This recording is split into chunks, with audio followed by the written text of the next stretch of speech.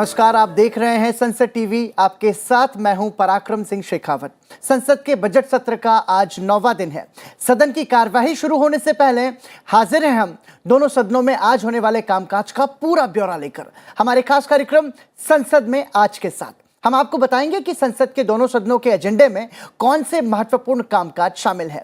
ये भी दिखाएंगे कि किन संसदीय समितियों की रिपोर्ट रखी जानी है और प्रश्नकाल के दौरान सांसद कौन कौन से सवाल पूछने वाले हैं। इसके अलावा दोनों सदनों में आज सत्ता पक्ष और विपक्ष की क्या रणनीति रहने वाली है, इस पर भी होगी हमारी नजर। संसद के एजेंडे से जुड़ा हर अपडेट देने के लिए संसद भवन परिसर में मौजूद है मेरे सहयोगी अखिलेश सुमन और मोहम्मद फातेह टीपू। वहीं स्टूडियो में हमारे साथ मौजूद हैं गुजरात से बीजेपी के राज्यसभा सांसद जुगल सिंह लोखंडवाला। बहुत बहुत स्वागत जुगल सिंह जी आपका। साथ ही इस चर्चा में हमारे साथ जुड़ रहे हैं ओडिशा से बीजेडी के राज्यसभा सांसद सुजीत कुमार। बहुत बहुत स्वागत सुजीत जी। और इस चर्चा में हमारे साथ जुड़ रहे हैं वरिष्ठ पत्रकार संदीप फुकन। बहुत बहुत स्वागत संदीप जी आपका भी।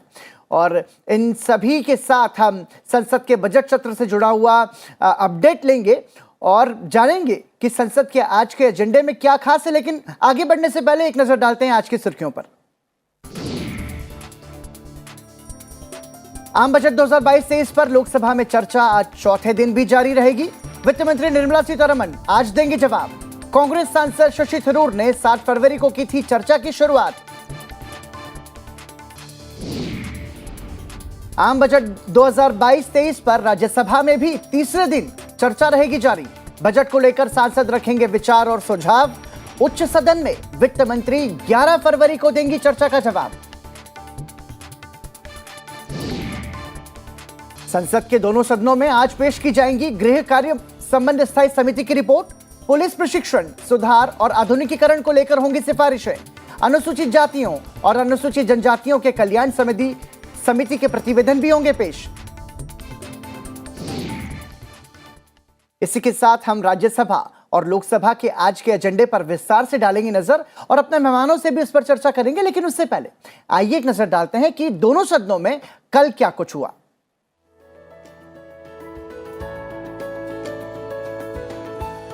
आम बजट 2022-23 पर चर्चा लोकसभा में कल तीसरे दिन भी जारी रही।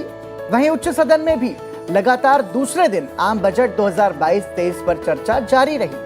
संसद के दोनों सदनों में शिक्षा, महिला, बाल, युवा कार्यक्रम और खेल संबंधी स्थायी समिति के प्रतिवेदन पेश किए गए, जबकि सभा की बैठकों से सदस्यों की अनुपस्थिति संबंधी समिति की कार्यवाही का सारांश लोकसभा में पेश किया गया। वहीं सभा पटल पर रखे गए पत्रों संबंधी समिति का राज्यसभा का 166वां प्रतिवेदन उच्च सदन में कल पेश किया गया।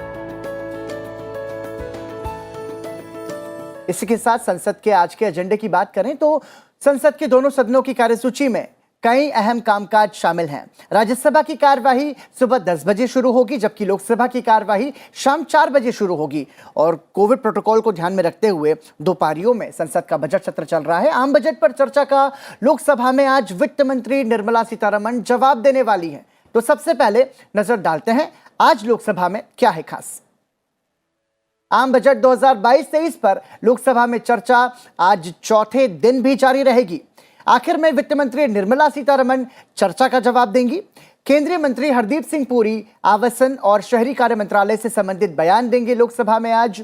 गृह कार्य संबंधी स्थायी समिति की रिपोर्ट भी लोकसभा में आज पेश की जाएगी।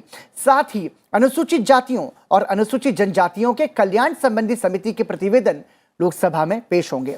सभा पटल पर मंत्रालयों और विभागों से संबंधित कई अहम पत्र रखे जाएंगे और प्रश्नकाल के दौरान जनहित से जुड़े हुए कई महत्वपूर्ण सवाल भी सांसद पूछेंगे। साथ ही लोकसभा सदस्य नियम 377 के अधीन मामले भी आज सदन में उठाएंगे।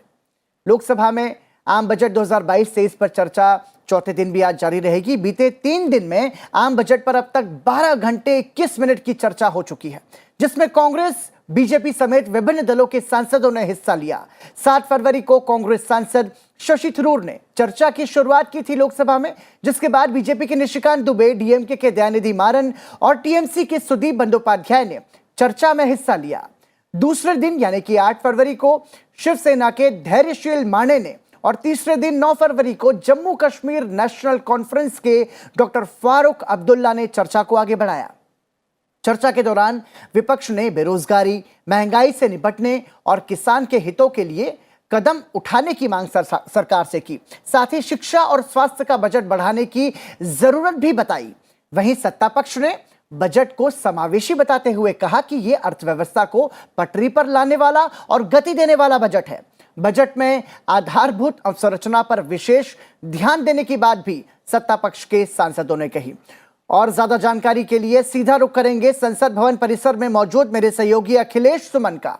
अखिलेश, लोकसभा की आज की कार्यवाही में क्या होगा खास, क्या अपडेट आपके पास?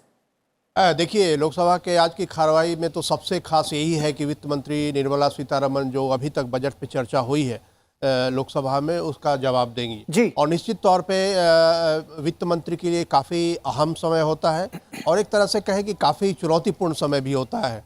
चुनौतीपूर्ण इसलिए कि इस बार जो खास बात ये रही लोकसभा में और राज्यसभा में भी कि विपक्ष के सदस्यों ने जो रणनीति अपनाई कि वो सदन में बैठकर जवाब चर्चा में भाग लेंगे और सरकार के खिलाफ जो भी उनके आरोप हैं या उनकी जो भी चिंताएं हैं या उनके जो भी सवाल है वो सारे उठाएंगे। तो विपक्ष अभी तक अपनी इस रणनीति में कामयाब रहा है और जब जानते हैं कि विपक्ष जब बैठकर चर्चा में भाग लेती है तो तरह तरह के सवाल, तरह तरह के आरोप, देश से लेकर विदेश तरह की बातें होती हैं।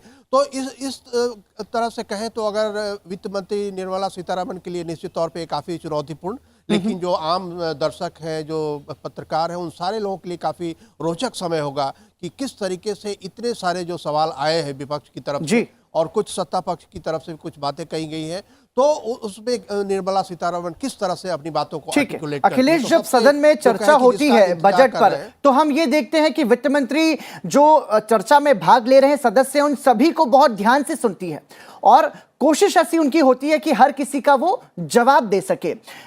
कोई जानकारी लगभग कितने बजे वित्त मंत्री लोकसभा में चर्चा का जवाब दे सकती हैं? देखिए, 4 बजे तो शुरुआत होगी, लोकसभा बैठेगी, उसके बाद जो प्रश्नकाल है, प्रश्नकाल खत्म होगा और निश्चित तौर पे प्रश्नकाल के समाप्त होने के बाद जो एकाध वक्ता बचे हुए हैं उसके बाद निश्चित तौर पे जल्दी ही निर्मला सीतारमण जवाब देंगी आज। और इस तरह से कहें कि काफ़ी काफ़ी रोचक होगा उनका जवाब सुनना। लेकिन इसके अलावा जो पराक्रम, जो एक बहुत ही महत्वपूर्ण चीज़ है जिसकी तरफ से आपको ध्यान दिलाना चाहता हूँ कि स्टैंडिंग कमेटी की बहुत सारी रिपोर्टें आती हैं, लेकिन स्टैंडिंग कमेटी की आज एक खास रिपोर्ट यह है जो स्टडी विजिट्स पे उनकी रिपोर्ट है। आमतौर पे स्टैंडिंग कमेटी अब इस तरह की रिपोर्ट नहीं देती है, उसे आमतौर पे जो फाइनल रिपोर्ट होती है उसमें शामिल किया जाता है। लेकिन इस बार 3 से 8 सितंबर 2021 के बीच में स्टैंडिंग कमेटी ने जो लेह में और श्रीनगर में जो यात्रा की, उस यात्रा पर उनकी रिपोर्ट है। तो निश्चित तौर पे ये काफ़ी रिपोर्ट यह भी रोचक होगी क्योंकि देखिए, अनुच्छेद 370 के हटने के बाद सबकी निगाहें जम्मू कश्मीर की तरफ लगी है और वैसे में जब सभी दलों के सदस्य स्टैंडिंग कमेटी में शामिल होते हैं और वे जाते हैं और वे देखते हैं कि वहाँ क्या स्थिति है और ख़ास करके जो अनुसूचित जाति, अनुसूचित जनजाति के जो लोग हैं जो कि श्रीनगर और लेह दोनों जगह जाते हैं, तो निश्चित तौर पे यह काफ़ी रोचक रिपोर्ट होगी। और इसके अलावा एक और जो खास बात है कि 16वीं लोकसभा के बीच में जितने स्टडी विजिट हुए हैं उन सारे स्टडी विजिट का एक संक्षिप्त लेखा जोखा भी पेश किया जाएगा। तो यह भी एक काफ़ी रोचक ये रिपोर्ट होगी कि इसमें देखा जाएगा कि किस तरीके से स्टैंडिंग कमेटी विजिट करती है और किस तरीके से। अखिलेश, आप बने रहिए हमारे साथ, आगे आपसे अपडेट लेंगे लोकसभा की आज की कार्यवाही में और क्या कुछ खास होगा। और अब चर्चा को मैं स्टूडियो से शुरू करना चाहूंगा। सबसे पहला सवाल सुजीत जी आपसे करना चाहूंगा। आज वित्त मंत्री निर्मला सीतारमण लोकसभा में आम बजट पर चर्चा का जवाब देंगी। सदन में जिस तरीके से चर्चा हुई बजट को लेकर के, सत्ता पक्ष विपक्ष के सभी के अपने अपने तर्क हैं। आज जब उसका जवाब मिलेगा, सरकार की कोशिशों को, विपक्ष के तर्कों को कैसे आंकेंगे, कैसे देखेंगे? देखिए, वित्त मंत्री शायद राज्यसभा में कल जवाब देंगी जी, और मैं राज्यसभा से आता हूँ, तो ये बहुत ही अभी एक हेल्दी डेवलपमेंट है। ये सत्र में हम लोग देख रहे हैं कि विपक्ष और सत्ता पक्ष दोनों चर्चा कर रहे हैं और पार्लियामेंट का डिस्ट्रप्शन नहीं हुआ है। ये अच्छी बात है, ये बहुत ही अच्छी बात है। और जब बजट का बात करें तो हमारे मुख्यमंत्री जी नवीन पटनायक जी भी काफ़ी तारीफ किए बजट का और जो कंसर्न्स हैं उसको भी हाईलाइट किए। तो जैसे हम लोग एजुकेशन पे फोकस बढ़ा है, टेक्नोलॉजी पे फोकस बढ़ा है, इंफ्रास्ट्रक्चर आउटले इस बार काफ़ी अच्छा हुआ है, PLI जो प्रोडक्शन लिंक्ड इंसेंटिव 14 सेक्टर्स में इसमें है। लेकिन जो कमियां मैं महसूस करता हूं बजट में रहा, एक तो वित्त मंत्री ने इन्फ्लेशन को लेके, महंगाई इतनी बढ़ी हुई है बेरोजगारी पे कोई उन्होंने नहीं बात की बजट में। दूसरा है जो नरेगा का आउटले कम कर दिया, 25% कम हो गया। तो ये पैंडेमिक ईयर में जो गरीब आदमी, गरीब मजदूर लोग गांव में जो नरेगा पे निर्भर थे, अब उनके लिए ये बहुत बड़ा एक ये बोझ बन जाएगा। और तीसरा जो है फिजिकल फेडरलिज्म का बात हम लोग करते हैं। देखिए, आप सेस और सरचार्ज को बढ़ा रहे हैं, ठीक है, क्योंकि सेस और सरचार्ज आपको स्टेट्स को देना नहीं होता है। तो जो फिनेंस कमीशन का जो रिकमेंडेशन है 41% डेवोल्यूशन होना चाहिए, वो नहीं हो पा रहा है। तो ये जो मैं कहीं ना कहीं ये जो फेडरल स्पिरिट ऑफ कॉन्स्टिट्यूशन का, हमारा संविधान का जो फेडरल स्पिरिट है, इस पे ये आघात पहुंचा रहे हैं। ठीक है, तो ये सब बातें पे चर्चा करेंगे। मैं भी आज भाग लूंगा पार्टी की तरफ से। बिल्कुल ठीक है जुगल सिंह जी, विपरीत परिस्थितियां निश्चित तौर पर हैं, लेकिन जो परेशानियां होंगी तो स्वाभाविक रूप से सरकार की जवाबदेही चूंकि बनती है तो पूछा जाएगा। जैसा कि जिक्र किया यहाँ पर सुजीत जी ने भी कि महंगाई, बेरोजगारी एक गंभीर समस्या है, और जैसी उम्मीद थी बजट में गरीब तबके को तो ठीक है, लेकिन जो निम्न मध्यम वर्ग है, जो मध्यम वर्ग हैं, उनकी जो आकांक्षाएं थी वो कहीं ना कहीं पूरी नहीं हो सकी हैं, ऐसा विपक्ष का आरोप है। क्या जवाब देंगे? देखिए, पहले तो मैं बात करता हूं कि पहले जब बजट आता था तो ये होता था कि लोग काफ़ी सारे डरे डरे रहते थे, या तो एक कहीं फलाना बहुत बढ़ जाएगा। जैसे पहले में क्या था कि इलेक्ट्रॉनिक आइटम में कोई चार्ज लगेगा, कोई गाड़ियों में लगेगा, ज्वेलरी में लगेगा, गोल्ड पे लगेगा, उस तरह का जो माहौल रहता था। पहली बार ऐसा बजट आया है कि जो रोड मैप से चलने वाला है 25 सालों तक। हमारा जो अमृत महोत्सव जो चल रहा है, वो अमृत महोत्सव को ध्यान में, या हमारी आज़ादी को ध्यान में रखते हुए माननीय प्रधानमंत्री नरेंद्र मोदी जी और निर्मला सीतारमण जी ने जो जिस तरह का बजट देश के सामने रखा है, पहली बार ऐसा बजट हुआ है कि जहां हल्ला गुल्ला कुछ नहीं हुआ है। नहीं तो पहले क्या रहता था, जैसे ही बजट आता है बड़े बड़े पेज, न्यूज़पेपर, मीडिया वाले, उस तरह का एक हल्ला गुल्ला रहता था, और लोगों को एक कहीं इसमें ये बढ़ावा आ गया, इसमें कम आ गया। आज की तारीख में जो कहते हैं कि लोगों पे बोझ नहीं डाला। नहीं तो ये पेंडेमिक के अंदर देखिए सरकार ने जितना खर्चा किया है, आज की तारीख के अंदर जिस तरह हम लोग कोविड की महामारी के अंदर विश्व के अंदर सबसे ज्यादा कोवैक्सीन लगाने का शायद ही वर्ल्ड में कोई रिकॉर्ड होगा तो हमारा है। तो उसके अंदर हम लोग जनता को जिस तरह फैसिलिटी दे रहे हैं और जिस तरह उन काम कर रहे हैं, उसके बीच ये बजट, तो मैं मानता हूं ये बजट एक अलग, और ये हिस्ट्री रहेगी, इतिहास रहेगा कि आम आदमी के लिए वाले बजट पहली बार आया है। ठीक है संदीप जी, क्या माना जाए कि ये बजट आम आदमी की आकांक्षाओं से जुड़ा हुआ बजट है? जैसा कि सरकार कह रही है कि दूरदृष्टि के साथ ये बजट लाया गया है और आत्मनिर्भर भारत की आकांक्षाओं को पूरा करने वाला बजट ये बताया जा रहा है सरकार की तरफ से, तो फिर विपक्ष के जो तमाम सारे आरोप हैं उनकी समीक्षा कैसे करेंगे? देखिए, पहली बात तो ये है कि ये बजट का जो समय है, मैं लगातार 3 दिनों से फॉलो कर रहा था, और ऑपोजिशन के लोग भी ये मान रहे थे। कई लोगों ने, एन.के. प्रेमचंद्रन थे, उन्होंने भी बोला कि फाइनेंस मिनिस्टर ने जो टेम्पटेशन था कि ये एक पॉपुलिस्ट बजट दे, क्योंकि 5 राज्यों में चुनाव है, लेकिन वो पॉपुलिस्ट अनाउंसमेंट्स नहीं किए, उसके लिए उन्होंने सराहा फाइनेंस मिनिस्टर को। और ये ऑपोजिशन वाले जो जितने ऑपोजिशन के एमपीज थे, लीडर्स थे, उन्होंने भी सराहा। लेकिन 2 मुद्दों पे जो मुझे लगा कि सबसे ज़्यादा उन्होंने उठाए ऑपोजिशन के नेताओं ने, एक तो महंगाई का मुद्दा, दूसरा बेरोज़गारी का। बहुतों ने कहा कि ये जो 60 लाख जॉब क्रिएशन, जो इंफ्रास्ट्रक्चर, जो कैपिटल एक्सपेंडिचर इंफ्रास्ट्रक्चर पे अनाउंस किया गया है, ये अगले 5 सालों में होने वाले हैं 60 लाख। लेकिन बेरोज़गारी का जो प्रॉब्लम है वो बढ़ते जा रहा है। बहुतों ने मिडिल क्लास को जो टैक्स रिबेट नहीं दिया, टैक्स कोई बढ़ाया नहीं, लेकिन कोई रिबेट भी नहीं मिला, कोई एग्जेम्पशन भी नहीं मिला। पैंडेमिक ईयर में मुश्किलें ज़्यादा थी, तो लोगों में ये उम्मीद थी कि शायद कुछ 8 सालों से इंतजार था इसका कि वो कुछ होगा। हाँ, तो ये भी मुद्दा उठाया। तो कुछ मायनों में ऑपोजिशन ने सराहा कि ये पॉपुलिस्ट बजट नहीं था, क्योंकि देखिए जब चुनाव का माहौल है, सरकार को बजट तो पेश करना ही है। अगर पॉपुलिस्ट बजट अनाउंस करती तो शायद ऑपोजिशन पार्टीज थोड़े डिसएडवांटेज में रहती। वो उन्होंने नहीं किया टेम्पटेशन, लेकिन उनके जो कंसर्न्स है, जैसे अखिलेश जी ने भी अभी बताया कि ये बड़ा इंटरेस्टिंग होगा कि अनएम्प्लॉयमेंट, बेरोजगारी और महंगाई, इस पर क्या जवाब आता है? इसके क्या जवाब आता है? बिल्कुल ठीक है। राज्यसभा की कार्यवाही सुबह 10 बजे से शुरू होगी। अब हम अपने दर्शकों को बताते हैं कि आज राज्यसभा के एजेंडे में क्या खास रहने वाला है। और राज्यसभा की बात करें तो आम बजट 2022-23 पर चर्चा उच्च सदन में आज तीसरे दिन भी जारी रहेगी। केंद्रीय मंत्री हरदीप सिंह पुरी आवासन और शहरी कार्य मंत्रालय से संबंधित बयान राज्यसभा में देंगे, जबकि बीएल वर्मा उत्तर पूर्वी क्षेत्र विकास मंत्रालय से संबंधित बयान देंगे। गृह कार्य संबंधी स्थायी समिति की रिपोर्ट पेश की जाएगी राज्यसभा में। साथ ही अनुसूचित जातियों और अनुसूचित जनजातियों के कल्याण संबंधी समिति के प्रतिवेदन भी राज्यसभा में पेश होंगे। सभा पटल पर मंत्रालयों और विभागों से संबंधित कई अहम पत्र रखे जाएंगे और प्रश्नकाल के दौरान जनहित से जुड़े हुए महत्वपूर्ण सवाल भी पूछे जाएंगे। आम बजट 2022-23 पर चर्चा राज्यसभा में आज तीसरे दिन भी जारी रहेगी। बीजेपी सांसद सैयद जफर इस्लाम कल अपना भाषण पूरा नहीं कर पाए थे, लिहाजा आज वो चर्चा को आगे बढ़ाएंगे राज्यसभा में। उच्च सदन में 8 फरवरी को कांग्रेस के पी चिदंबरम ने आम बजट पर चर्चा की शुरुआत की थी, जिसके बाद बीजेपी के अरुण सिंह, जेडीएस के एचडी देवेगौड़ा समेत कई सदस्यों ने हिस्सा लिया। दूसरे दिन 9 फरवरी को डीएम के सांसद एम मोहम्मद अब्दुल्ला ने चर्चा को आगे बढ़ाया, जिसके बाद चर्चा में कांग्रेस के कपिल सिब्बल और बीजेपी से सुशील कुमार मोदी समेत विभिन्न दलों के सांसदों ने हिस्सा लिया।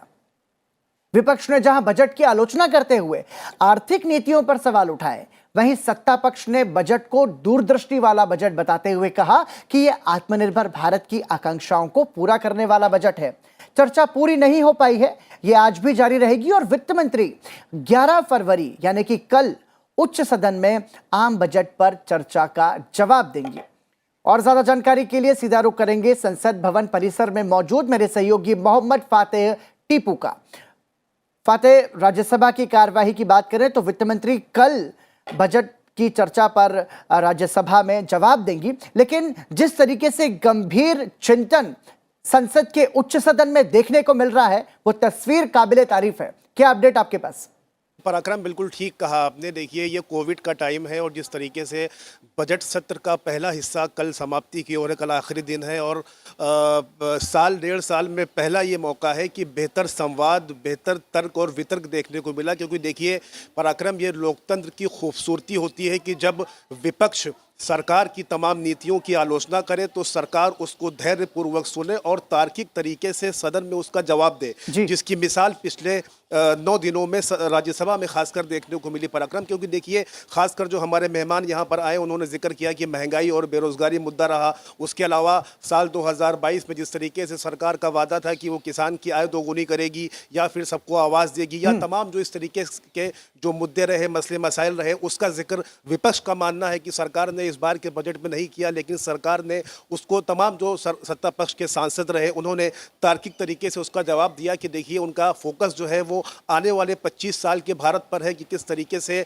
देश के तमाम लोग आत्मनिर्भरता की ओर आगे बढ़ें। और जो कैपिटल एक्सपेंडिचर है, उन्होंने बताया कि साल 2014 में जिस तरीके से अर्थव्यवस्था पटरी से उतरी थी तो उसको एक अलग बैकड्रॉप में देखने की ज़रूरत है, एक अलग परिप्रेक्ष्य और संदर्भ में देखने की ज़रूरत है कि किस तरीके से कैपिटल एक्सपेंडिचर के माध्यम से आगे वो लोगों का विकास करें। और क्योंकि देखिए, उन्होंने कहा कि विपक्ष का ये मानना है कि कंजम्पशन और डिमांड को बढ़ाया जाए, लेकिन सरकार का कहना है कि लोगों को रेवड़ियाँ बांट देने से या पैसे दे देने से उनकी समस्याओं का समाधान पराक्रम नहीं हो सकता है। लिहाजा कैपिटल एक्सपेंडिचर पर फोकस के 7 लाख करोड़ का बजट सरकार ने आवंटित किया और जिसमें एक लंबा जो है लॉन्ग टर्म गेम प्लान है, जिसके माध्यम से सरकार लोगों का भला करना चाहती है। तो फिलहाल एक फ्रूटफुल कह सकते हैं कि पिछला जो सदन की कार्रवाई रही है वो यहाँ पर रही। उसके अलावा राज्यसभा के सभापति एम वेंकैया नायडू ने भी इसकी तारीफ की, प्रशंसा की कि जिस तरीके से अगर संवाद हो, तर्क वितर्क हो तो वो लोगों के हित में हो तो देश का इसमें विकास होगा और भला होगा। पराक्रम,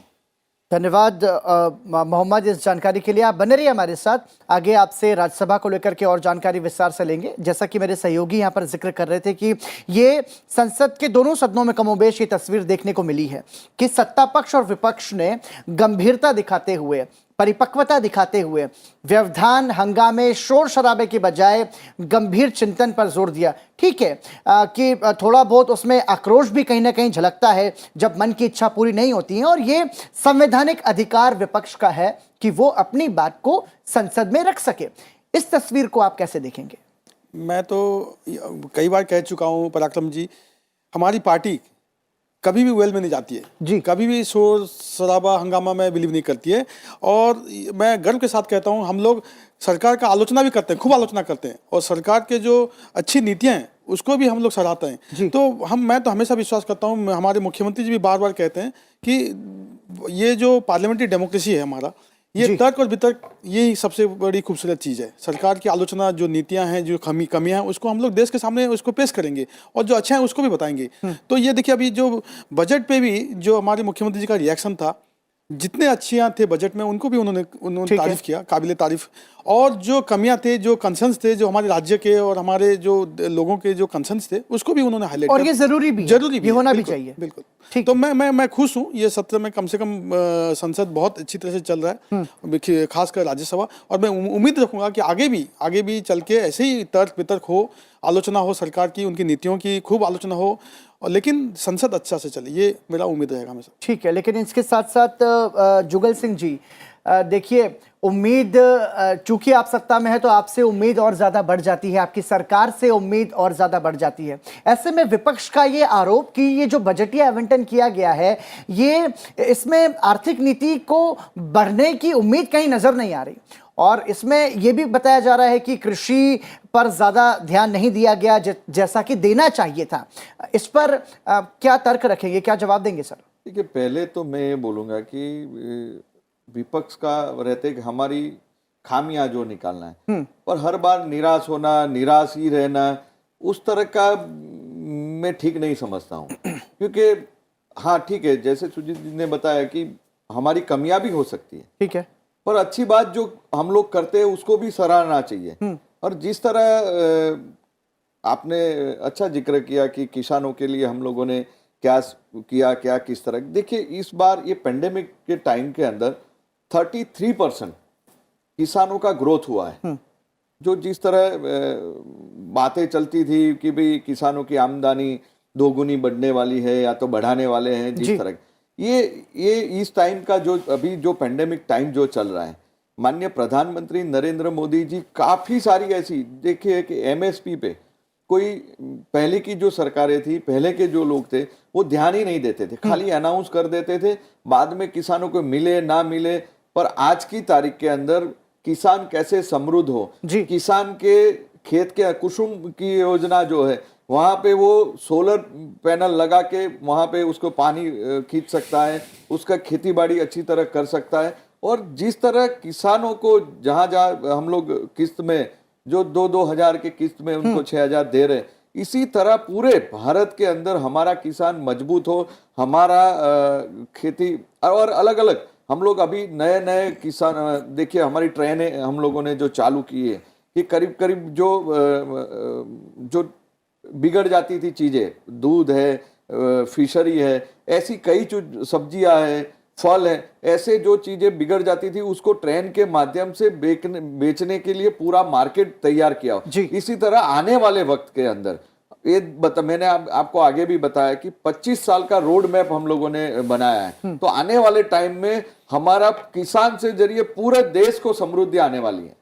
ठीक है, देखिए भारत एक कृषि प्रधान देश है, और आप मानेंगे इस बात को संदीप जी की कहीं ना कहीं सरकार ने ही लक्ष्य रखा था कि 2022 तक किसानों की आय को दोगुना किया जाएगा, लेकिन परिस्थितियां और कोरोना की चुनौती के बीच में वो लक्ष्य अभी थोड़ा और उसे हासिल करने के लिए इंतजार करने की जरूरत होगी। लेकिन फिर भी यदि प्रयास देखें, क्योंकि हमने देखा किसान आंदोलन को लेकर के व्यापक विरोध, उसके बाद सरकार ने किसान के तीनों किसान से जुड़े हुए विधेयकों को वापस ले लिया। तो जो तमाम सारे प्रयास हुए, बजट में ऑर्गेनिक खेती को बढ़ाने की बात कही गई, जैसा कि रेल का जिक्र यहाँ पर अभी जुगल सिंह जी ने किया, जो किसानों के लिए रेल चलाई गई, आप तमाम सारी कोशिशों को कैसे देखें? क्योंकि देखिए अन्नदाता की बात करना यहां जरूरी हो जाता है, क्योंकि ये वही अन्नदाता है जिसने कोरोना की चुनौती में पूरे भारत का पेट भरा था और खाद्यान्न हमारे देश का खत्म नहीं हुआ था।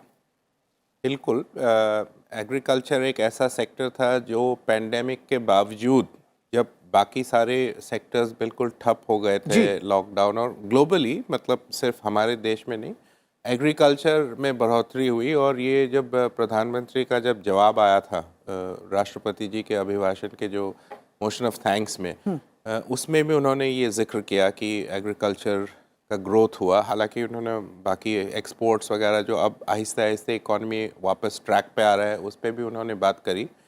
जहाँ तक किसानों की आमदनी दुगनी होने की बात है, ये एक मुद्दा कई सारे विपक्षी सांसदों ने उठाया, क्योंकि 2022 का ही लक्ष्य था, लेकिन वो बजट में स्पेसिफिकली मेंशन नहीं था कि क्या करने वाली है सरकार या किस तरह से उसको दुगनी करेंगे।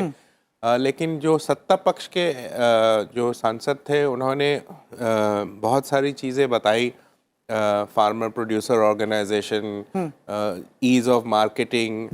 तो और आप अगर ध्यान दें तो उस दिन प्रधानमंत्री जी ने भी कहा था कि हालांकि उन्होंने कृषि कानून का जिक्र नहीं किया, लेकिन उन्होंने एक कटाक्ष ज़रूर किया था कि विपक्षी नेताओं पे कि आप लोग, हमारा सरकार छोटे किसानों के लिए काम करना चाहते थे लेकिन आप लोग छोटे किसान के दुख को समझ नहीं पाए। तो ये भी एक मुद्दा आया इन 3 दिनों में। कई लोगों ने कहा कि एक जब कृषि कानून वापस लिए जा रहे थे तो उस टाइम सरकार ने ये कहा था कि जो एमएसपी, एक डिमांड ये भी है कि जो मिनिमम सपोर्ट प्राइस है उसको एक लीगल गारंटी कानून के तहत बनाया जाए। उस पे अभी कुछ काम नहीं हुआ है, तो ये भी मुद्दा काफ़ी उठाया गया, जिस पे कि राज्यसभा में कृषि मंत्री ने कहा था क्योंकि अभी चुनाव चल रहे हैं तो इसी वजह से वो अनाउंस नहीं कर पाए क्योंकि वो वायलेशन होता मॉडल कोड ऑफ कंडक्ट। लेकिन ये बात उठा था कि बजट में specifically doubling of farmers income, इस पे कुछ नहीं था।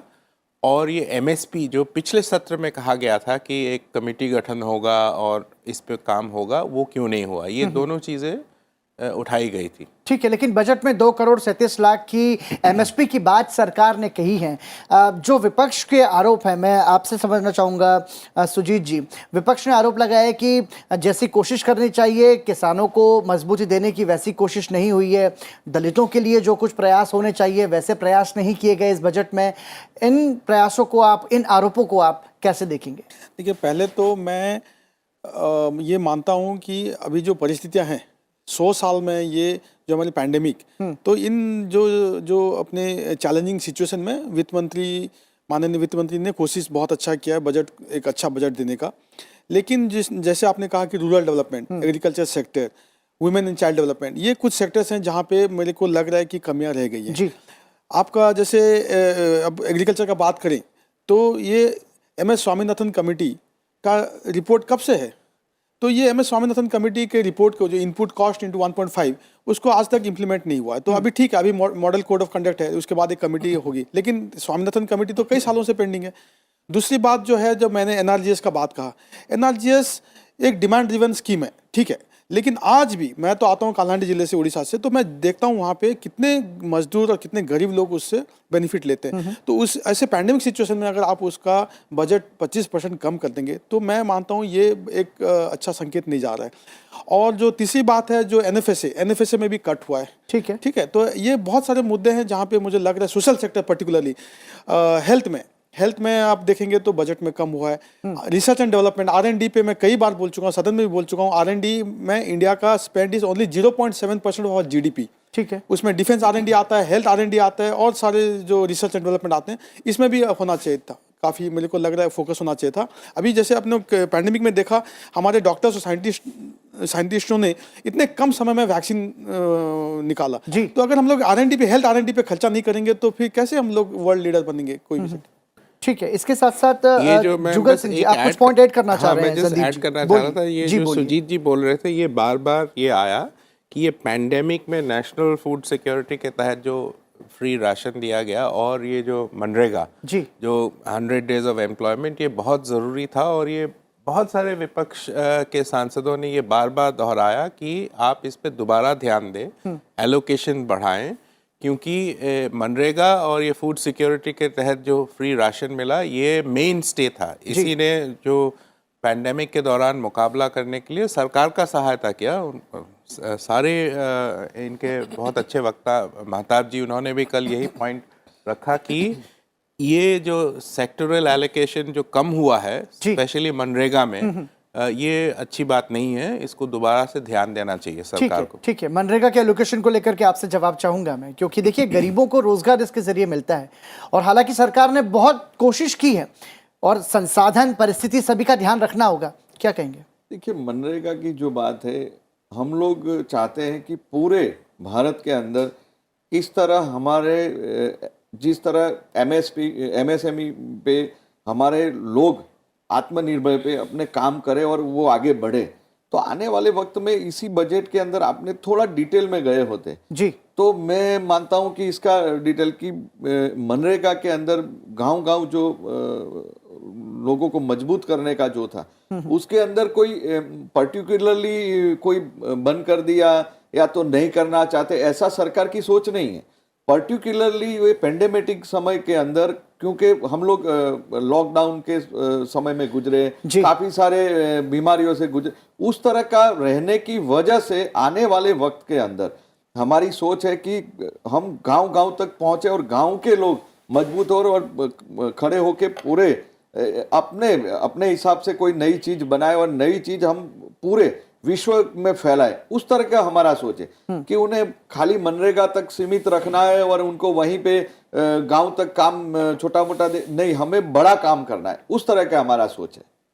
बिल्कुल ठीक है। और अब एक बार फिर रुख करेंगे मेरे सहयोगी मोहम्मद फातेह टीपू का।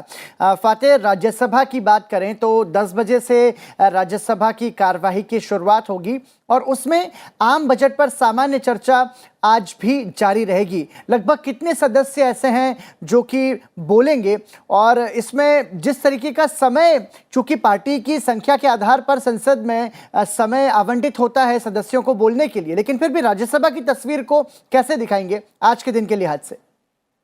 देखिए, 10 बजे से शुरुआत होगी पराक्रम, जैसा अभी आपने जिक्र किया। कल सैयद ज़फ़र इस्लाम अपनी स्पीच को कंक्लूड कर रहे थे, लेकिन जो उपसभापति भुवनेश्वर कालिता थे, उन्होंने कहा कि चूंकि स्पेशल मेंशन होना है, लिहाजा उन्होंने सदन की सहमति की बात से उसको एक्सटेंड किया। तो 10 बजे से शुरुआत होगी। उसके बाद में जो एजेंडा है, जैसा आपने जिक्र किया अभी, राज्यसभा का जो सदन में एजेंडा है उसकी शुरुआत होगी। तो बेहद सार्थक बहस आज भी उम्मीद की जा रही है पराक्रम की सदन में होगी, क्योंकि देखिए ये बहुत बड़ी बात है। जैसा अभी हमारे जो मुअज़्ज़ज़ मेहमान आए हुए हैं इस कार्यक्रम में, वो चर्चा कर रहे थे, क्योंकि ये जो संवाद हो रहा है, ये तर्क वितर्क हो रहा है, ये लोकतंत्र के लिए भी बहुत बेहद अच्छा संकेत है और देश की जनता के लिए भी बेहद अच्छा संकेत है। क्योंकि देखिए लगातार कहीं ना कहीं इसमें मैं ऐड करना चाहूँगा पराक्रम की, विपक्ष का लगातार ये बहुत सारे सांसदों का ये कहना रहा है इस बार कि सरकार कहीं ना कहीं राज्यों को विश्वास में लेकर के नहीं चलती, और अगर यूनियन बनता है तो वो राज्यों से मिल कर के बनता है। तो इस पे देश के प्रधानमंत्री नरेंद्र मोदी का ये जवाब था कि कोऑपरेटिव फेडरलिज्म का कहीं ना कहीं अगर बेहतर मिसाल देखने को आपको मिलेगी तो जीएसटी काउंसिल का उन्होंने उदाहरण दिया कि जीएसटी काउंसिल की जब बैठक होती है तो उसमें राज्य के वित्त मंत्री भी होते हैं और साथ में केंद्र के वित्त मंत्री भी शामिल होता है, और उसमें बहुत बड़े बड़े जो रेवेन्यू से जुड़े हुए जो निर्णय होते हैं, बदलाव होते हैं, वो उसमें लिए जाते हैं। उसके अलावा जो स्ट्रक्चरल रिफॉर्म की बात हो, चाहे पॉलिसी रिफॉर्म की बात हो पराक्रम, तो कहीं ना कहीं बेहद सार्थक बहस और संवाद जो है होने की उम्मीद की जा रही है आज पराक्रम। बिल्कुल, ये जो जानकारी मेरे सहयोगी फातेह ने दी है, मैं सुजीत जी आपसे इस पर आगे बात करना चाहूँगा। देखिए, संवाद की परंपरा भारत की गौरवशाली संस्कृति का एक रूप रहा है और उसमें मतभेद हो सकते हैं, विचारों में अंतर हो सकता है, लेकिन जब हमारा लक्ष्य एक हो जो कि जन कल्याण की भावना हो, तो उसमें राजनीति को दरकिनार करते हुए, जैसे कि बहुत सारे अलग अलग मुद्दों पर हमें संसद में भी ये तस्वीर देखने को मिली, संसद की अलग अलग जो कमेटियां होती है उसमें भी पार्टी की विचारधारा से ऊपर उठ करके काम करने की कोशिश की जाती है। इस प्रयास को, इस कोशिश को आप कैसे देखेंगे, और ये जनहित में, लोकतंत्र में कितना जरूरी है?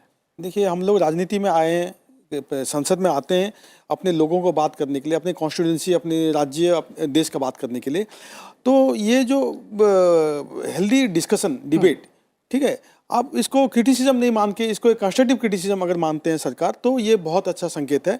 लेकिन मैं ये बात कहना चाहता हूँ कि जब 2004 से 14 जुगल भाई उनके पार्टी जब विपक्ष में थी तो ये लोग भी यही करते थे, ये लोग भी डिस्टर्ब करते थे पार्लियामेंट, और अभी भी विधानसभा में, उड़ीसा विधानसभा में हमारी सरकार है तो बीजेपी मेन ऑपोजिशन पार्टी है, तो ये लोग डिस्टर्ब करते हैं। तो ये एक ही पार्टी का नहीं है मुद्दा, ये पूरा देश का मुद्दा है, सारे पॉलिटिकल पार्टीज का मुद्दा है।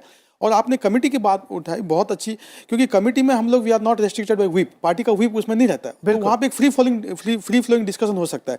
तो कमेटी का जो स्ट्रक्चर है, सिस्टम है, इसको और मजबूत करना चाहिए। और राज्यसभा चेयरमैन, ऑनरेबल चेयरमैन भी कई बार कह चुके हैं कि कमेटी में मेंबर्स पार्टिसिपेट करना चाहिए और उसको और मजबूत बनाना चाहिए। तो यही देश और पार्लियामेंट्री डेमोक्रेसी का स्ट्रेंथ होगा। हम लोग सब मिलके देश के हित के लिए हम लोग सब बात कर लें। जुगल सिंह जी, आप इस बात से सहमत हैं कि जनहित का जब मुद्दा हो तो हमें जो पार्टी की जो विचारधारा है उसको साइड में रखते हुए, उसको दरकिनार करते हुए, जो सबका जिसमें हित हो, जिसमें सबका बेहतरी हो, जिसमें सबकी, ऐसे प्रयास हम सभी को करने चाहिए। और संसद भी उस ओर जाती हुई दिख रही है, क्योंकि वाकई में जैसा कि मेरे दोनों रिपोर्टर सहयोगियों ने भी बताया कि संसद की ऐसी तस्वीर बहुत लंबे समय बाद देखने को मिली है, जब व्यवधान नहीं है, शोर शराबा नहीं है और गतिरोध नहीं है। देखिए, ये हमारे लोकशाही के लिए बहुत ही अच्छी बात है कि हम लोग यहाँ पे सांसद होके यहाँ पे आते हैं और हमारे जो बातें रखनी होती है उसके अंदर हमारे मतभेद हो सकते हैं, मनभेद नहीं हो सकते हैं, और हम हमारी बात रखें। और देखिए, ऑपोजिशन का काम होता है कि हमारी जो गलतियाँ होती है वो हमको दिखाए, हमें आईना दिखाए, नहीं कि क्रिटिसिजन करते ही रहे। बहुत अच्छी, सुजीत जी ने बहुत अच्छी बात की कि हमारा जो कमिटियों की मीटिंग होती है, हमारा फ्रीडम रहता है, हम लोग अपने राज्य की या तो पूरे देश की सोच के उसमें नए नए आइडियाज दे सकते हैं, किस तरह फेडरल स्ट्रक्चर खड़ा हो और हमारा देश खड़ा हो, उस तरह का हमारा एक रहता है। और हम लोग साथ रहते हैं और उसमें कोई पार्टी कोई उनका एक ट्रांसपेरेंसी रहती है हमारी, क्योंकि सुझाव रहते हैं अलग अलग तरीके। और इस तरह का आज की तारीख के हमारा जो सांसद चल रहा है राज्यसभा का, मैं सही में हमारे क्योंकि काफ़ी सारे लोग राज्यसभा टीवी देखते हैं, तो वो देखते खुश होते हैं। पिछली बार जिस तरह हुआ, हंगामा हुआ, और जो जिस तरह हम काफ़ी सारे संसद टीवी बन चुका है अब। ये दोनों सदन को एक साथ लोकसभा राज्यसभा का मिश्रण रूप है।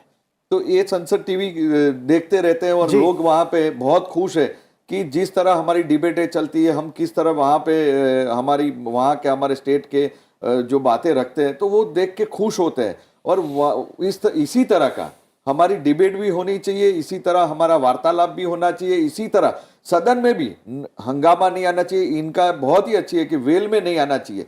पर्टिकुलरली आप देखेंगे कि हम बात पहले भी हम सत्ता में तो पहले से आए नहीं थे, उस टाइम भी हम जब सत्ता में नहीं थे तो हमारी बात हम हमारी तरह रखते थे, नहीं कि वेल में आके हंगामा करके कोई तोड़ फोड़ करना, माइक तोड़ दिया, किताबें फेंक दी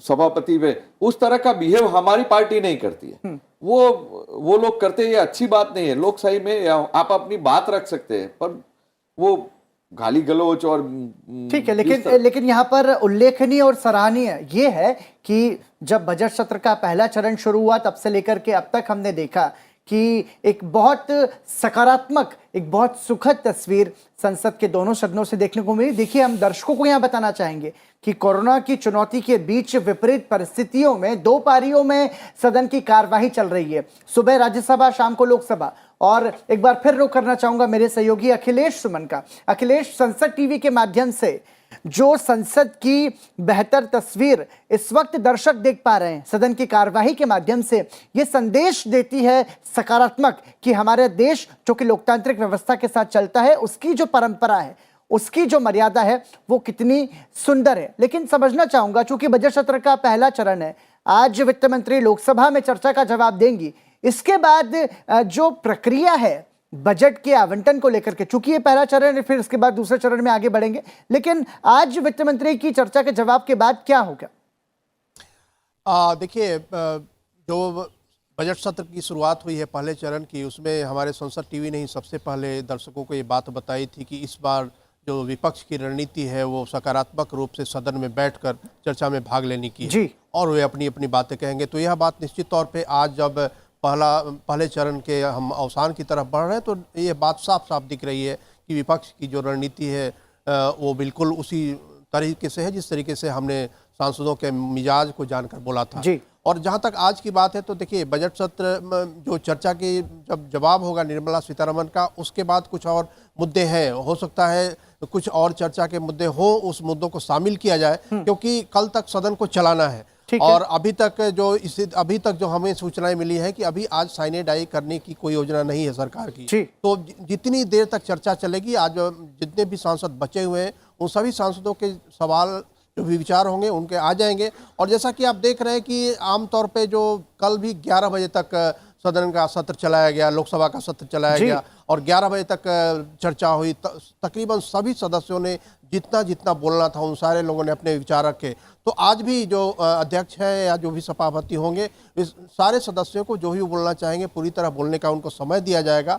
और उसके बाद जो चीज़ें होती हैं कि अगर कुछ अन्य चीज़ें बची हुई होंगी सदन की कार्रवाई के बीच, अभी तक सरकार ने यह जाहिर नहीं किया है कि आज इसके बाद क्या कार्रवाई की जाएगी। लेकिन अगर रिवाइज बिजनेस आया है, रिवाइज बिजनेस के बाद भी कुछ और चीज़ें हो सकती हैं, तो सरकार देर से आती है, जब सदन की क्या स्थिति होती है इसके हिसाब से लाती है। तो ये देखना काफ़ी रोचक होगा कि किस तरीके से आज जब निर्मला सीतारमण का जवाब हो जाता है, उसके बाद आज क्या सरकार करती है और कल के बारे में क्या नया बिजनेस आता है। बिल्कुल, शाम 4 बजे से लोकसभा की कार्यवाही शुरू होगी और वित्त मंत्री निर्मला सीतारमण लोकसभा में आम बजट पर जो सामान्य चर्चा हुई है उस पर चर्चा का जवाब देंगे, जिस पर पूरे देश की नजरें टिकी होंगी। और इसका सीधा प्रसारण आप संसद टीवी पर देख सकते हैं। जैसा कि मेरे सहयोगी बता रहे थे जुगल सिंह जी, अखिलेश, कि जो तस्वीर है वो सुखद तो है ही, लेकिन ये देखना महत्वपूर्ण होगा कि वित्त मंत्री चर्चा का जवाब किस तरीके से देती हैं। और देर रात तक जिस तरीके से संसद सदस्य सदन में बैठकर चिंतन करते हैं, विचार विमर्श करते हैं, ये क्या संदेश देता है। देखिए 9 बजे तक का समय निर्धारित रहता है, 4 बजे से शुरू लोकसभा होती है और 11 बजे तक कल भी सदन चला। राज्यसभा में भी कई बार समय बढ़ाया जाता है विषय की गंभीरता को देखते हुए। ये कैसे देखेंगे आप? देखिए कल ही हमारा जो था 3 बजे का आवंटन था, 15 मिनट बढ़ाया गया, तो एक बहुत ही अच्छी शुरुआत है, बहुत ही अच्छी बात है कि जनता हमें चुन के भेजती है, तो यहाँ रह के हम जनता के जो आवाज़ है वो उनका काम है, उनका जिस तरह हमारे देश को आगे ले जाना है, तो बहुत अच्छी बात है। और माननीय निर्मला सीतारमण जी आज लोकसभा में उनका जवाब देने वाली है उनका बजट पे, तो ये पूरा मैं चाहूँगा कि हम लोगों को, सांसदों को, मेरी राय है कि हमारा जो रहता है, हमारे 3 सत्र जो रहते हैं, विंटर रहता है, मानसून रहता है और समर रहता है, तो इनसे भी बड़ा ज़्यादा होना चाहिए, जिससे हम, क्योंकि हमारे क्षेत्र के नीचे फेडरल स्ट्रक्चर में जो रहता है तहसील, जिला और असेंबली का जो रहता है, वो वहाँ के लोकल प्रश्न, क्वेश्चन होते हैं वो उठाते हैं और वहाँ पे वो लोकल हो जाते हैं। पर जो हम लोग राज्य से आते हैं वहाँ पे हमारा जिला का पूरा दायित्व रहता है, कोई स्टेट का दायित्व रहता है, वो ज़्यादा रहता है। तो पूरा देश को आगे अगर बढ़ाना है तो मैं मानता हूँ कि अगर इसको बढ़ाया जाना चाहिए। जैसे हमारा अभी खत्म होगा तो 14 मार्च को चालू है, मैं चाहूँगा कि महीने के अंदर 20 दिन यहाँ पे होना चाहिए, जिससे हम लोग हमारे देश को किस तरह आगे बढ़ाते रहे उस तरह का होना ही चाहिए। क्योंकि हमारे जो जितने भी बड़ा इंफ्रास्ट्रक्चर, बड़ी जो करना है, डेवलपिंग जो करना है, वो यहीं से होता है। तो मैं चाहूँगा कि ये अच्छी बात है और अच्छी शुरुआत हमारी हो रही है। संसद लोकतंत्र की सबसे बड़ी पंचायत है और इस तरफ से आप सहमत हैं क्या सुजीत जी, जो कि जुगल सिंह जी ने अभी बताया कि समय बढ़ाए जाने की ज़रूरत है, जो अलग अलग सत्र होते हैं उनका जो कार्य दिवस का समय है, बैठकों का समय है, ये बढ़ना चाहिए। देखिए पराक्रम जी, लोकतंत्र सर्वोपरि है, देश सर्वोपरि है, तो मैं सहमत हूँ, मैं जुगल भाई की ये सुझाव से सहमत हूँ कि कम से कम साल में 150 से 200 दिन संसद को बैठना चाहिए, ताकि लोगों की जो हम पे जो उम्मीदें हैं और जो समस्याएं हैं हमारे कॉन्स्टिट्यूंसी और राज्य की, वो हम लोग यहाँ पे पेश कर सकते हैं और सरकार को उत्तरदायी बना सकते हैं। ठीक है, इसके साथ साथ मैं संदीप जी आपसे समझना चाहूँगा, प्रश्नकाल एक महत्वपूर्ण समय होता है सदन की कार्यवाही का, और जिसमें सरकार की जवाबदेही भी सुनिश्चित होती है और सभी के जवाब, बल्कि सरकार के जो सदस्य होते हैं वो भी कई सारे सवाल करते हैं। तो ऐसे में मंत्रालय किस तरीके से काम कर रहा है और क्या कुछ विकास का काम हुआ है और क्या कुछ रुका है, वो कब तक पूरा होगा, ये जो सवाल जवाब हैं ये कितना ज़रूरी है संसद के लिहाज से और कामकाज के लिहाज से भी मंत्रालयों के। बिल्कुल। मेरे ख्याल से ये देखिए, पार्लियामेंट एक अकाउंटेबिलिटी मैकेनिज्म है। पार्लियामेंट्री डेमोक्रेसी में पार्लियामेंट सेशन जैसे दोनों सांसदों ने कहा कि ये ज़रूर बढ़ाना चाहिए वर्किंग डेज, लेकिन साथ ही साथ ये भी होना चाहिए कि डिसरप्शन ना हो, क्योंकि एक तरफ आपने बढ़ा दिया और बाकी डिसरप्शन में चला गया तो फिर उसका कोई बेनिफिट नहीं होगा। बहुत मोटी राशि खर्च होती है। बिल्कुल। और जहाँ तक ये क्वेश्चन आवर का है, आपको याद होगा जब पैंडेमिक में पहला सेशन हुआ था तो उस टाइम क्वेश्चन आवर हटा दिया गया था और काफ़ी विवाद हुआ था और ऑपोजिशन ने कहा था कि यही एक मौका है जब आप सरकार को स्पेसिफिक इश्यूज पे पूछ सकते हो। अभी भी कई बार ऑपोजिशन के एमपीज बोलते हैं कि हमने कुछ पूछा था लेकिन जवाब कुछ आया। कई बार आसन से भी सरकार को बोला गया है कि कुछ ये सवाल थे लेकिन आपके जवाब थोड़े हट के आया जी। तो ये एक अकाउंटेबिलिटी मैकेनिज्म है, ये बहुत ही ज़रूरी है। मेरे ख्याल से क्वेश्चन और सबसे, in my opinion, perhaps it's the most important. बिल्कुल, प्रश्नकाल सदन की कार्यवाही का सबसे महत्वपूर्ण हिस्सा होता है जिसमें जवाबदेही सुनिश्चित होती है। इसी के साथ आप तीनों मेहमानों का मैं धन्यवाद करना चाहूंगा इस चर्चा में हमारे साथ जुड़ने के लिए, जुगल सिंह जी, सुजीत जी और संदीप जी। और मैं फाइनल रिएक्शन चाहूंगा मेरे दोनों सहयोगियों से। सबसे पहले अखिलेश, आपसे जानना चाहूंगा क्या कुछ खास अपडेट लोकसभा को लेकर के महत्वपूर्ण, चूंकि देखिए आज वित्त मंत्री का जवाब भी होना है और कमोबेश कल पहले जो चरण है संसद के बजट सत्र का उसका अवसान होना है, तो ऐसे में पूरी अब तक के कार्य दिवसों में लोकसभा की कामकाज को देखा जाए तो उसकी तुलना कैसे करेंगे? बहुत ही बेहतरीन इस मामले में कि जैसी हम लगातार चर्चा कर रहे हैं कि विपक्ष ने यह तय किया कि वे सदन की कार्रवाई में भाग लेंगे। यह बहुत बड़ी बात होती है और ख़ास तौर पे तब बड़ी बात होती है जब सत्ता पक्ष और विपक्ष के बीच में काफ़ी गहरी खाई पैदा हो गई हो तकरीबन सभी मुद्दों पे।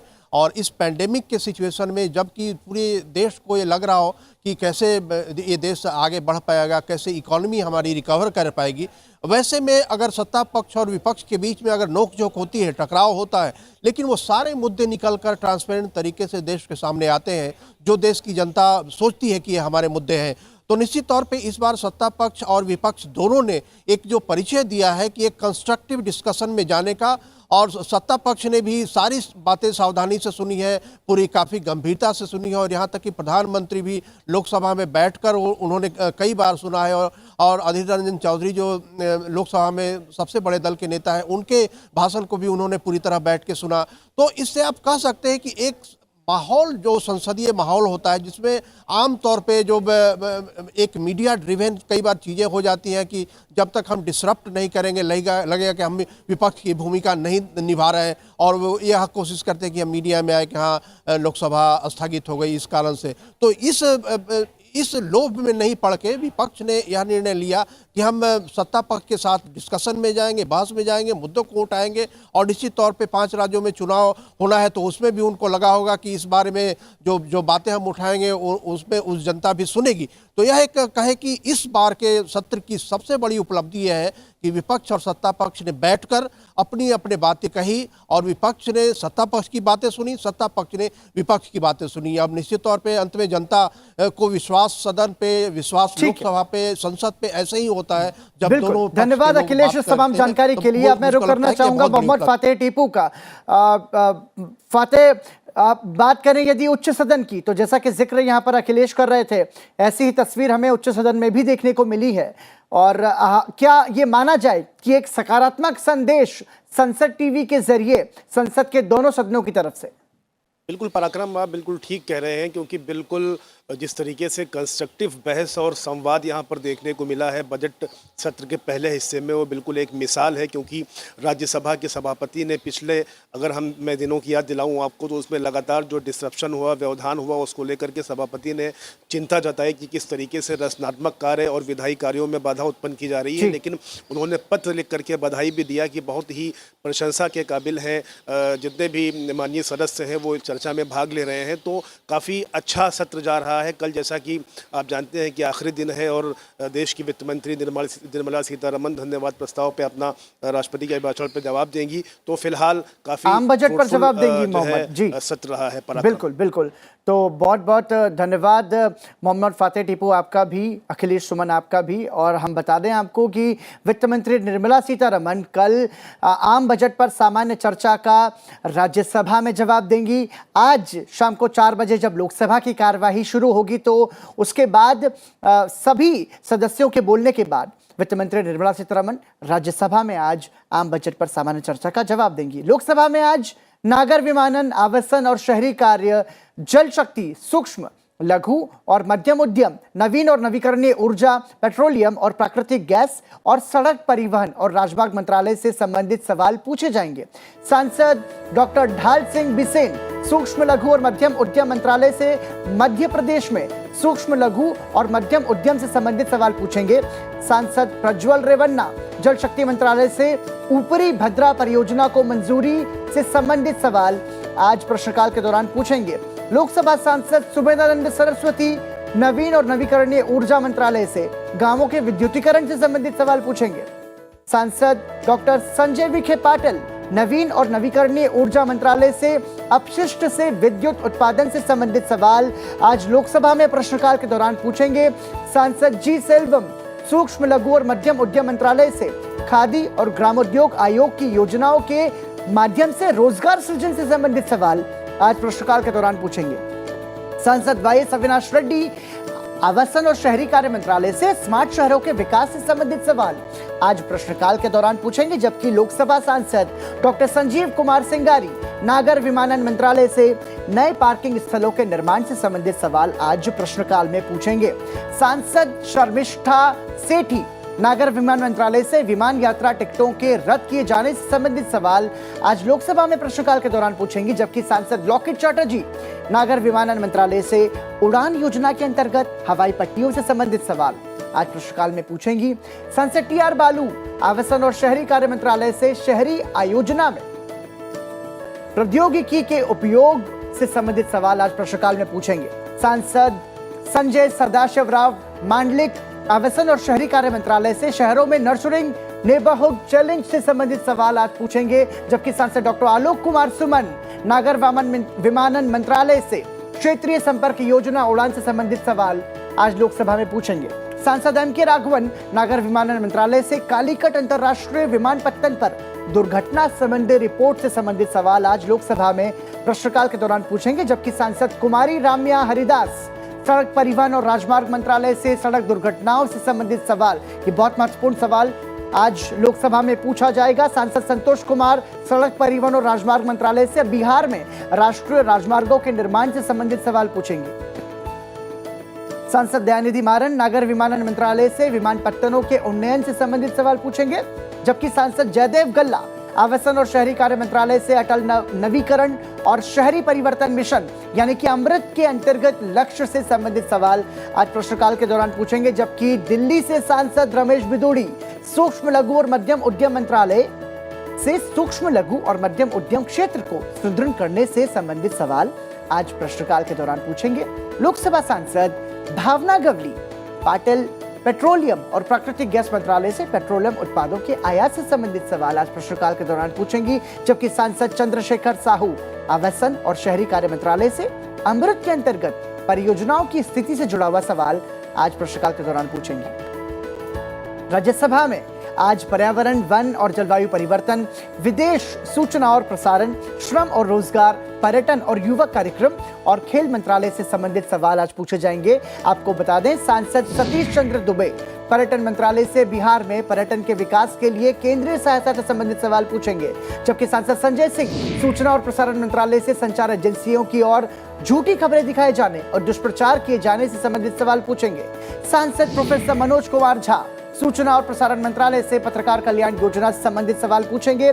जबकि आज राज्यसभा में प्रश्नकाल के दौरान सांसद सीमा द्विवेदी पर्यटन मंत्रालय से वाराणसी में पर्यटन के लिए गंगा के किनारे को विकसित किए जाने से जुड़ा हुआ सवाल आज प्रश्नकाल के दौरान पूछेंगी। राज्यसभा सांसद अजय प्रताप सिंह पर्यावरण, वन और जलवायु परिवर्तन मंत्रालय से मध्य प्रदेश में बाघों के संरक्षण के लिए निधि से संबंधित सवाल आज प्रश्नकाल के दौरान पूछेंगे। सांसद बिनोय विश्वम से पर्यावरण, वन और जलवायु परिवर्तन से जुड़ा हुआ सवाल, घटते वन क्षेत्र को रोकने के लिए उपाय से जुड़ा सवाल आज राज्यसभा में पूछेंगे। सांसद डॉक्टर नरेंद्र जाधव पर्यावरण, वन और जलवायु परिवर्तन मंत्रालय से प्रतीकात्मक वन रोपण निधि की उपयोगिता से संबंधित सवाल आज प्रश्नकाल के दौरान पूछेंगे। जबकि राज्यसभा सांसद विशंबर प्रसाद निषाद श्रम और रोजगार मंत्रालय से बढ़ती बेरोजगारी से संबंधित सवाल आज प्रश्नकाल के दौरान पूछेंगे। सांसद तिरुचि शिवा पर्यावरण, वन और जलवायु परिवर्तन मंत्रालय से वनेतर गतिविधियों की परिभाषा की समीक्षा किए जाने से जुड़ा हुआ सवाल आज प्रश्नकाल के दौरान पूछेंगी। जबकि राज्यसभा सांसद सुजीत कुमार विदेश मंत्रालय से ब्लू डॉट फ्रेमवर्क से संबंधित सवाल आज प्रश्नकाल में पूछेंगे। सांसद संजय राउत पर्यावरण, वन और जलवायु परिवर्तन मंत्रालय से राज्यों में घटते वनाच्छादन से संबंधित सवाल पूछेंगे। सांसद डॉक्टर कनिमोझी एनवीएन सोमू युवक कार्यक्रम और खेल मंत्रालय से तमिलनाडु में खेल अवसंरचना के लिए निधि से जुड़ा हुआ सवाल प्रश्नकाल के दौरान पूछेंगी। सांसद सुशील कुमार मोदी पर्यावरण, वन और जलवायु परिवर्तन मंत्रालय से देश में बाघों की मौतों संबंधी आंकड़ों से जुड़ा हुआ सवाल आज प्रश्नकाल के दौरान पूछेंगे। जबकि सांसद दिग्विजय सिंह सूचना और प्रसारण मंत्रालय से आकाशवाणी की उर्दू सेवा को बंद किए जाने से जुड़ा हुआ सवाल आज प्रश्नकाल के दौरान पूछेंगे। सांसद रामनाथ ठाकुर श्रम और रोजगार मंत्रालय से असंगठित क्षेत्र में कामगारों की समस्याओं से जुड़ा हुआ सवाल आज प्रश्नकाल में पूछेंगे। और इसी के साथ संसद में आज में इतना ही। अब से थोड़ी देर में राज्यसभा की कार्यवाही शुरू होने जा रही है। संसद टीवी पर उसका सीधा प्रसारण आप जरूर देखिए। संसद के उच्च सदन की कार्यवाही का सीधा प्रसारण। नमस्कार।